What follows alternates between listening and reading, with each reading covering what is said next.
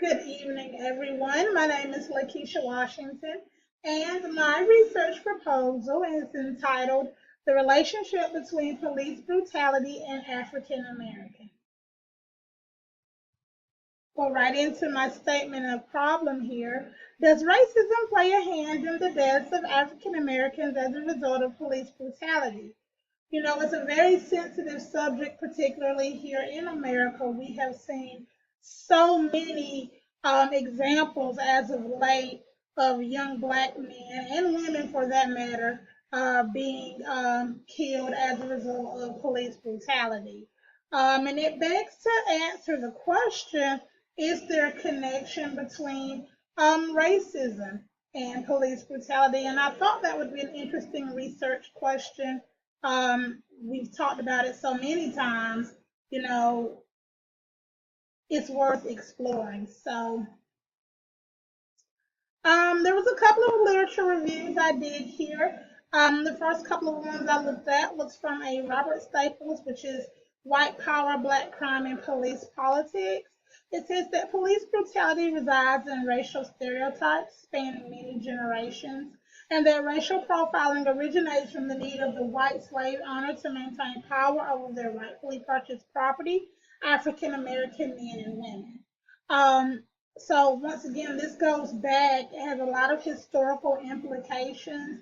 This kind of started long before we even knew it to be so, with slavery, with slave masters wanting to project their need to control their slaves. And the media does well to explain the rationale behind this behavior because it provides the public with a continuous stream of imagery that encourages the idea that blacks are menacing to white people. So not only does this have historical implications, but even today, these ideas are still largely perpetuated by the media because they present these images of black people being violent, being animals, and this is what we see every day. And it just helps to enforce the idea that we are some type of monsters, menacing people that need to be stopped by all means necessary.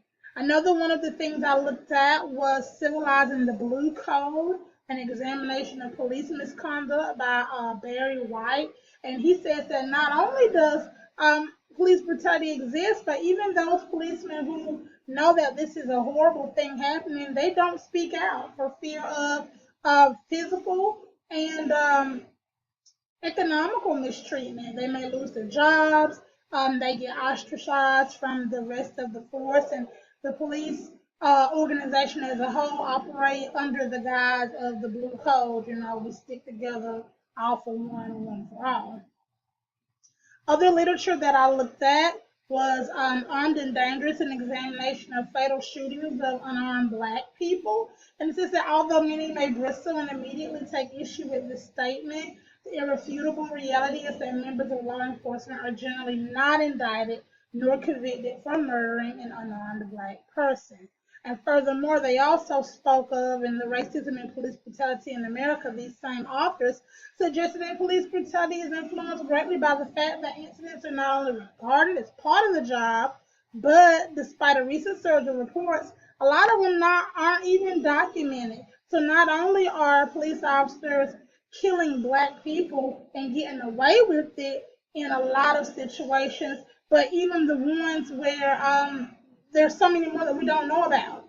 The media has chosen to show us, the more popular or the sensational ones, but there are many instances in many cases that often go unreported. So my research design, I chose the qualitative method, quality over quantity, because this research requires honest responses from individuals first, and then perhaps numbers second. I have closed and open-ended questions. Closed-ended questions provide a baseline reaction to sensitive subjects, and open-ended questions establish a relationship with respondents. This leads to the authenticity of the research.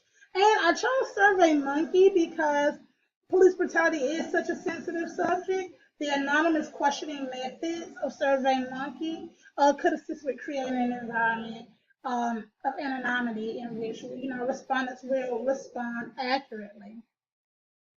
These questions are provided in SurveyMonkey, and they would possibly be provided for about 90 days. And the participation is voluntary. Of course, participants would have to sign a release form and a consent form because of the sensitive nature of the questions. And here come the results. The results of the survey will be analyzed by SurveyMonkey online software. Analytics can be accessed via this site. And open-ended questions will be analyzed by the researchers. Special note here, once again, because of the sensitive nature of this research, a consulting board with researchers who are experienced with conducting sensitive interviews and surveys, and mental health professionals would be available to provide feedback and assistance for individuals experiencing any psychological duress. That's extremely important to provide in research such as this matter because once again, it's sensitive, and you don't want your participants to experience any kind of mental duress as a result of the research that you're trying to collect.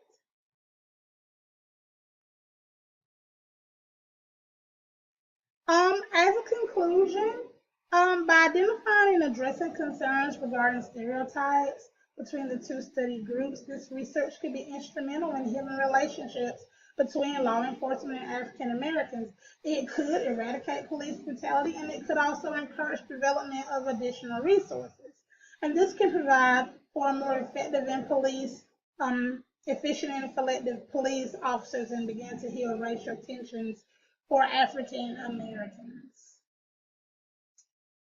Thank you for listening, and I provided here just a couple of pictures of some of, I know that we talked about police brutality with black men and women, but because we see so much of it in our African American community with our black men, I wanted to provide, some pictures of some of the black men or boys in my life that matter so much. My son, my dad, my brother, and my fiance here.